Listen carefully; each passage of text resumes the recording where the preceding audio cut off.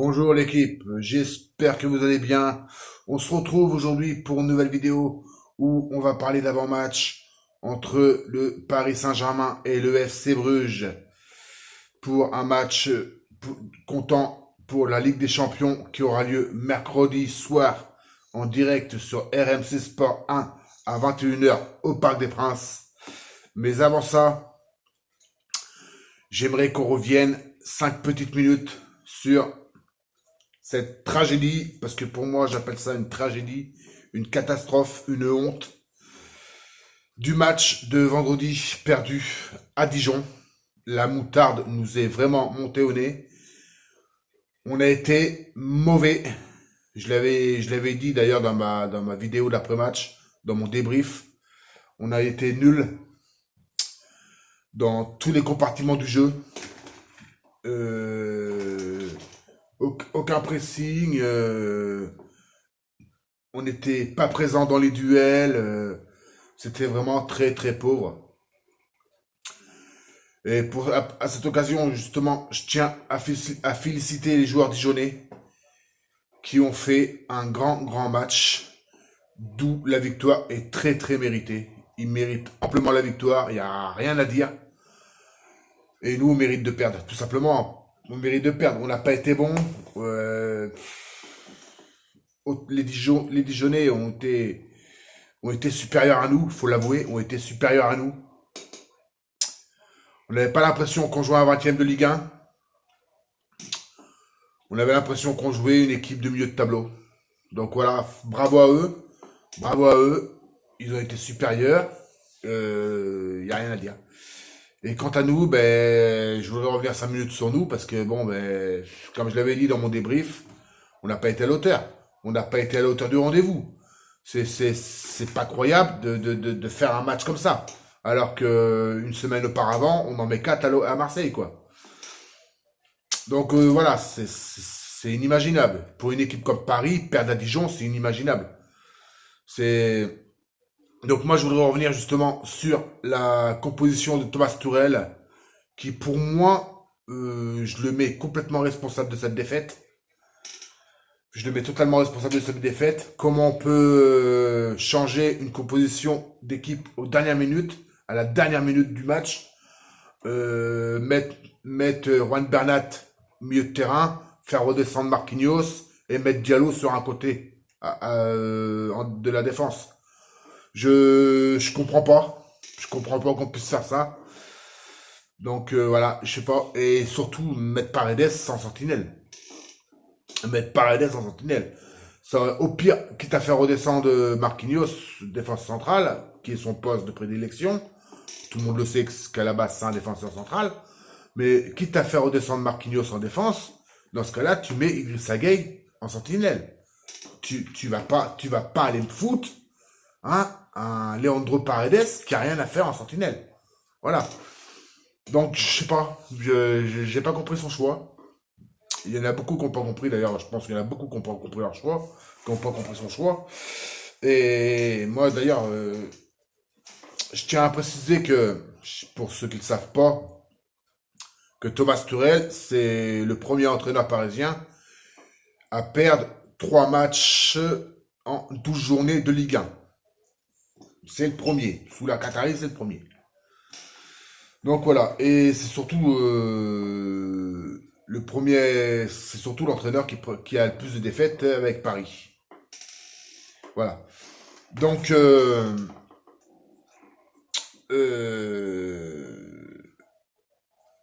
moi je pense sincèrement que Thomas Tuchel, ça sera sa dernière année à Paris. Honnêtement, je pense. Je pense qu'à la fin de l'année, il sera plus parisien, il sera plus à Paris. Notamment avec le retour de Leonardo. Je pense que Leonardo va lui trouver un remplaçant et assez vite. Voilà. Donc je pense il sera plus entraîneur parisien dès l'année prochaine, Thomas Tuchel. Voilà. Après, c'est mon ressenti. Donc l'équipe, voilà, donc l'équipe a été fantomatique. L'équipe a été vraiment fantomatique. En défense, on perdait tous les duels, surtout les duels aériens. On n'était pas du tout au duel aérien. Euh, que ça soit sur les corners ou sur les coups francs, on était à la rue complet. Kimpembe a été à la rue. Ils ont tous été à la rue. Y a pas à dire. Kimpembe a fait 2 ou 3 interceptions sur des tacles. Mais à part ça, dans les duels aériens, il a été à la rue. Donc, il y en a qui, moi, j'ai des compatriotes de YouTube qui, parce que je regarde pas mal leurs vidéos étant donné que je suis abonné à eux, qui disent que Kimpembe a fait dans l'ensemble un bon match. Moi, je suis pas d'accord avec eux. Donc il y a ça, voilà, je vais pas dire leur nom parce que ça, je le dis, voilà, je le dirai pas. Mais je pense qu'ils se reconnaîtront.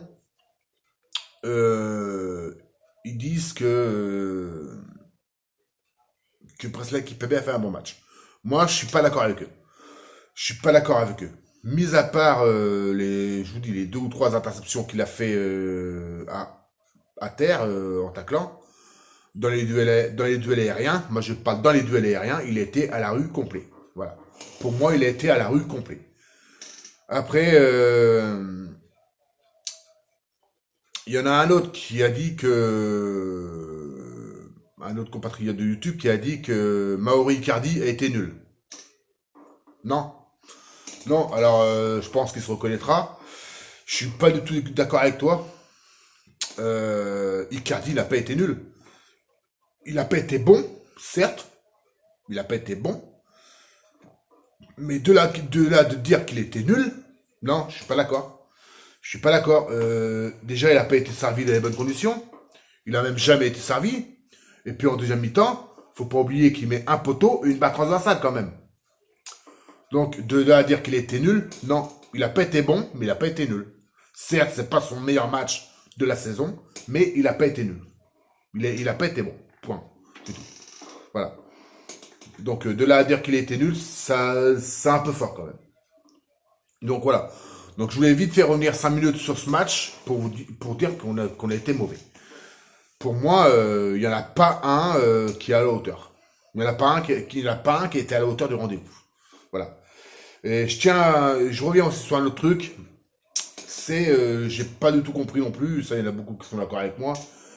J'ai pas du tout compris pourquoi Thomas Tuchel nous fait sortir Juan Bernat et fait rentrer l'autre quiche de Kurzawa. J'arrive pas à comprendre. Parce que Kurzawa, pour moi, c'est une quiche. Pour moi, c'est une quiche. Voilà, donc je comprends pas ce changement. Quitte à faire sortir Juan Bernat, Tourelle, tu fais rentrer Sarabia, quoi. Voilà, tu fais rentrer Pablo Sarabia à la rigueur. Mais tu vas pas me faire rentrer un Kurzawa qui est nul à chier depuis le début de saison, quoi. Bon, de toute façon, il n'y a pas que depuis le début de la saison, il y a un petit moment qu'il est nul à chier. Mais voilà. Et Leandro Paredes, comme lui, j'arrive pas à le cerner. J'arrive pas du tout à le cerner. Parce que autant il est bon avec sa sélection argentine, il fait des super matchs avec l'Argentine, autant avec Paris, j'arrête pas de cerner ce type. Autant avec Paris, il fait des matchs catastrophiques.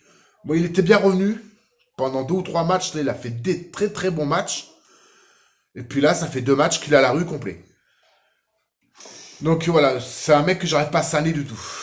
Donc, voilà, je voulais juste revenir sur ce match qui m'a dégoûté et qui me dégoûte d'ailleurs, qui me dégoûte, excusez-moi, j'arrive pas à parler. C'est tellement que ce match m'a dégoûté, j'en perds mes mots. Donc, ce match, il me dégoûte toujours. J'espère que ça sera notre dernière défaite de la saison. J'espère bien. Parce que à continuer comme ça, on sera pas champion à la fin de la saison, les mecs. Bon, moi, je pense qu'on sera encore champion. Je pense que, vu la rivalité, je pense qu'on sera encore champion cette année. Mais à perdre des matchs comme on fait, une journée, un championnat, c'est 38 journées. Hein. Donc on en a grillé que 12. Hein. Donc il en reste encore. Hein. Donc si on continue à perdre des matchs, je pense qu'on va pas... Voilà quoi. Hein. Donc on peut griller des jokers, mais à un moment donné, il va falloir que ça s'arrête. Voilà. Donc maintenant que j'ai parlé de ce match de Dijon de vendredi soir, je vais parler du match de Ligue des Champions de mercredi contre FC Bruges. Comme vous le savez, c'est un match à double confrontation. On les a joués il y a 15 jours à Bruges. Victoire parisienne 5-0. Pour mercredi, je donne mon pronostic. Je vois une victoire parisienne 2-0 avec des buts de Mauro Icardi et Kylian Mbappé. Voilà. Sur des passes décisives, d'ailleurs, tous les deux, sur des passes décisives de André Di Maria. Voilà, c'est mon pronostic. Vous pouvez mettre en commentaire votre pronostic pour le match de mercredi avec le nom des buteurs. Voilà, donc je lui fais parler du classement. Donc Paris est premier, 3 matchs de Ligue des Champions, 3 victoires. On a 9 points sur 9 possibles. Deuxième, c'est le Real de Madrid avec 4 points. Troisième, c'est le FC Bruges avec 2 points. Et dernier, Galatasaray avec 1 point. Voilà. Donc, je tiens à vous rappeler que si on gagne ce match de mercredi, on sera, même avant les 2 derniers matchs, contre Galatasaray et le Real Madrid. Si on gagne ce match de mercredi soir, on sera qualifié pour les 8e de finale de la Ligue des Champions. Voilà. Et avant de vous quitter, je tiens à féliciter nos féminines parisiennes. Parce qu'il n'y a pas que les masculins à Paris, il y a aussi les féminines. Donc je tiens à féliciter nos féminines parisiennes qui se sont brillamment qualifiées pour les 8e de finale de leur Ligue des Champions. Voilà, donc bravo les filles. Et j'espère que mercredi, ça sera au tour des garçons de se qualifier en 8e de finale. Sur ce,